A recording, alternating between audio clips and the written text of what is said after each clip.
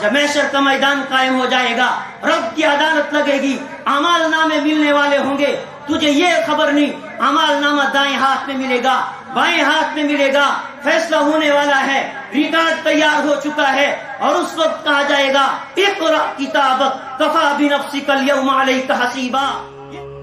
فرش التراب يضمني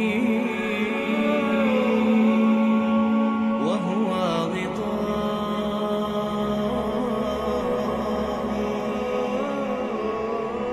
حول الرمال۔ آج کا جوان کہتا ہے کیا کریں، اس بے حیائی سے بچا نہیں جاتا ہے، ہم مجبور ہو گئے ہیں، حالات ایسے ہیں کہ ہم بے حیائی کے اندر اور گناہوں کے اندر مبتلا ہو جاتے ہیں۔ نہ آپ قرآن پاک کے اندر حضرت یوسف علیہ السلام کا قصہ پڑھتے ہیں۔ یوسف علیہ السلام کو جب زلیخا نے گھر کے اندر بند کیا، جتنے دروازے تھے سب دروازوں کو کنڈی لگی، اور اس کے بعد کہنے لگی زلیخا آجا آجا، میں تو تیرے لیے تیار ہو گئی ہوں۔ اس وقت یوسف علیہ السلام کی زبان سے جو بات نکلی، انہوں نے کہا معاذ اللہ، اللہ کی پناہ، یہ کام مجھ سے ہو نہیں سکتا ہے۔ اور اس کے بعد یوسف علیہ السلام بھاگے، دروازے کی طرف دوڑ پڑے، اور انہوں نے کہا کہ بھاگنا میرا کام ہے، دروازے کو کھولنا رب العالمین کا کام ہے۔ دروازے کی طرف بھاگتے گئے اور دروازے کھلتے گئے، اور قرآن نے کہا کہ کس طرح پھر ہم نے ان کو اس گناہ سے بچایا۔ لیکن انسان ارادہ تو کرے، یہ وہ انبیاء کی بات تھی، اور پھر صحابہ کی بات، اس چیز کو آپ چھوڑیے، وقت بہت مختصر ہے، مختصر ایک واقعہ، عبید بن عمیر رضی اللہ تعالی عنہ صحابہ کے دور کے ہیں اور صحابہ کے تربیت یافتہ ہیں۔ ان کا واقعہ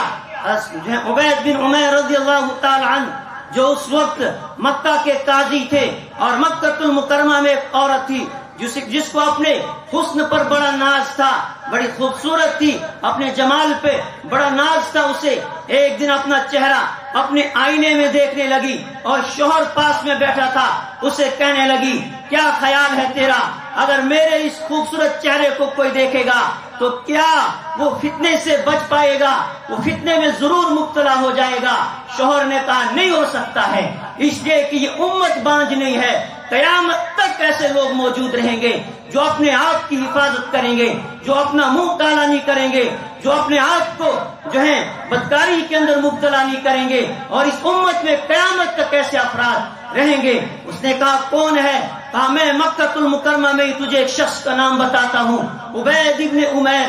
اگر تو اس کے سامنے جائے گی وہ کبھی بھی اس فتنے کے اندر مبتلا نہیں ہوگا۔ اس نے کہا تو مجھے اجازت دے، میں اس کا امتحان لیتی ہوں، میں جا کے اس کو اس فتنے کے اندر مبتلا کرتی ہوں۔ شوہر نے کہا جاؤ، میری طرف سے تمہیں اجازت ہے۔ اور وہ عورت جو ہے اپنے چہرے کے اوپر کپڑا ڈھانک کے آئی، چونکہ پردے کی آیات نازل ہو چکی ہیں، اور مکہ کا ماحول ایسا نہیں ہے کہ عورتیں بے پردہ گھر سے باہر پھرتی ہوں۔ اس نے بھی پردہ کیا اور جا کر مسجد حرام کے اندر پہنچی۔ عبید ابن عمیر جو اس وقت کے قاضی ہیں، اور ان کے پاس جا کر کہنے لگی مجھے کچھ مسئلہ آپ سے پوچھنا ہے۔ انہوں نے کہا کوئی بات نہیں، آ جاؤ۔ ایک کونے کے اندر بیٹھ گئی، کونے میں بیٹھنے کے بعد انہوں نے کہا مسئلہ بتاؤ۔ اس نے مسئلہ پوچھنے کے بجائے اپنے چہرے سے پردہ ہٹایا۔ انہوں نے کہا او بدبخت، پردہ کر، تو کس طرح یہاں بے حجاب ہو گئی؟ اس نے کہا مجھے مسئلہ کوئی نہیں پوچھنا ہے، بس میں تو تیری محبت میں پاگل ہو گئی ہوں، تیرے عشق میں پاگل ہو گئی ہوں، تو میرے بارے میں کچھ سوچ۔ عبید ابن عمیر نے کہا ٹھیک ہے، میں تیرے بارے میں سوچتا ہوں، اس سے پہلے مجھے چند باتوں کے جواب دے دے، اگر میرے سوالوں کے جواب تو دے دے گی میں تیرے بارے میں سوچوں گا۔ اس نے کہا کیا ہے تیرے سوال؟ عبید ابن عمیر نے کہا ذرا سوچ، اگر تیرے پاس ملک الموت آ جائے، وہ وقت جس کو قرآن نے کہا وَجَاءَ سَكْرَةُ الْمَوْتِ بِالْحَقِّ ذَلِكَ مَا كُنْتَ مِنْهُ تَحِيدُ، یہ موت کی حقیقت آ گئی ہے، وہ موت کی بے ہوشی جس سے تم بھاگتے تھے، وہ ملک الموت آ گیا ہے، جس کو قرآن نے کہا وجوہ یومئذ ناظرہ الی ربها ناظرہ ووجوہ یومئذ باصرہ، کچھ چہرے چمکتے ہوئے اور کچھ چہرے مایوس ہوں گے۔ ملک الموت تیری روح نکالنے والا ہوگا، اور تجھے یہ معلوم ہو جائے کہ میری روح اب نکلنے والی ہے، کیا تو مجھ سے اس وقت یہ کہے گی کہ میرے بارے میں سوچو؟ اس نے کہا نہیں کہہ سکتی ہوں، اس لیے کہ میری موت، اس وقت موت کا فرشتہ آ گیا ہوگا، اور اس وقت پھر کون یہ کہہ سکتا ہے کہ میرے بارے میں یہ سوچو؟ کہا اچھی بات ہے، تو اگلی بات سن، جب تو مر جائے گی، تیری روح نکل جائے گی، تیرے گھر والے تجھے لے کر قبر کے اندر دفن کر دیں گے، رشتہ دار بھی واپس لوٹیں گے، گھر والے بھی واپس لوٹیں گے، قبر بند کر دی جائے گی، اندر اب جو ہے قبر کے کیڑے اور مکوڑے، سانپ اور بچھو ہوں گے، رات کی تنہائی ہوگی، اور منکر و نکیر آئیں گے، وہ جب تجھ سے پوچھیں گے من ربک، تیرا رب کون ہے، اور وہ تجھ سے پوچھیں گے ما دینک، تیرا دین کیا ہے، وما تقولین فی ھذا الرجل، تو اس آدمی کے بارے میں کیا کہتی ہے، یعنی نبی اکرم صلی اللہ علیہ وسلم کے بارے میں تو بتا، کیا قبر کی اس اندھیری کوٹری میں تو مجھ سے یہ کہہ سکتی ہے کہ میرے بارے میں کچھ سوچو؟ اس نے کہا نہیں سوچ سکتی ہوں اور نہ کہہ سکتی ہوں۔ کہا اتنا ہی نہیں، آگے جب محشر کا میدان قائم ہو جائے گا، رب کی عدالت لگے گی، اعمال نامے ملنے والے ہوں گے، تجھے یہ خبر نہیں،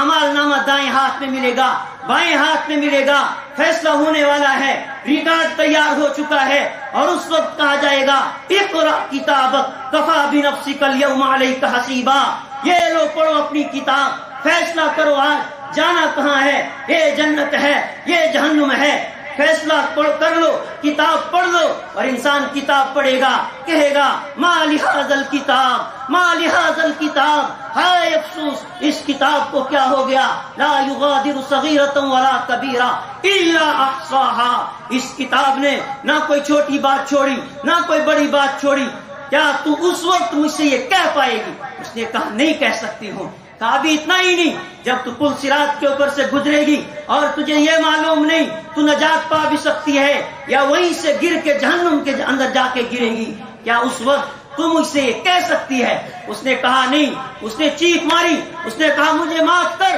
مجھے جانے دے، بس میں کچھ نہیں کہہ سکتی ہوں۔ واپس گھر آئی، منہ لٹکا ہوا ہے، شوہر نے پوچھا کیا کیا؟ اس نے کہا تو بھی غلط، میں بھی غلط تھی، وہ سچے تھے، اور واقعتاً اس امت میں ایسے افراد ہیں اور قیامت تک رہیں گے جو کبھی کسی فتنے کے اندر مبتلا نہیں ہوں گے، وہ اس ایمان پر قائم رہیں گے۔ اور اس کا شوہر خود کہتا ہے ابھی تک پوری رات یہ دلہن کی طرح اپنے آپ کو سنوارتی تھی، لیکن اس کے بعد دنیا سے اس طرح کٹ گئی اور آخرت کی تیاری میں لگ گئی، اس کو وہ اپنا حسن بھول گیا۔ میرے نوجوان ساتھیوں، یہ جب انسان یاد رکھتا ہے کہ میری موت آنے والی ہے، ملک الموت کھڑا ہے، اور پھر میرے سامنے قبر کے کیڑے ہیں، سانپ اور بچھو ہیں، پھر انسان کے ہاتھ کانپتے ہیں، پھر کسی کی طرف نگاہ اٹھتے اٹھتے نگاہ ہمت نہیں کرتی ہے، وہ نگاہیں جھک جاتی ہیں، اور پھر کسی کا حق دباتے ہوئے انسان کے ہاتھ کانپتے ہیں، پھر انسان کا ہاتھ نہیں چلتا ہے جب رب العالمین کی عدالت کا یقین ہو۔ یہ صحابہ کا ایمان تھا کہ جہاں ان کو ان کے ایمان سے کوئی ہٹا نہیں سکتا،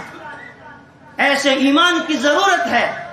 تب جا کے ہم کامیاب ہو سکتے ہیں۔ اللہ ہمیں بھی ویسا ہی ایمان نصیب فرمائے۔ وآخر دعوانا الحمدللہ رب العالمین۔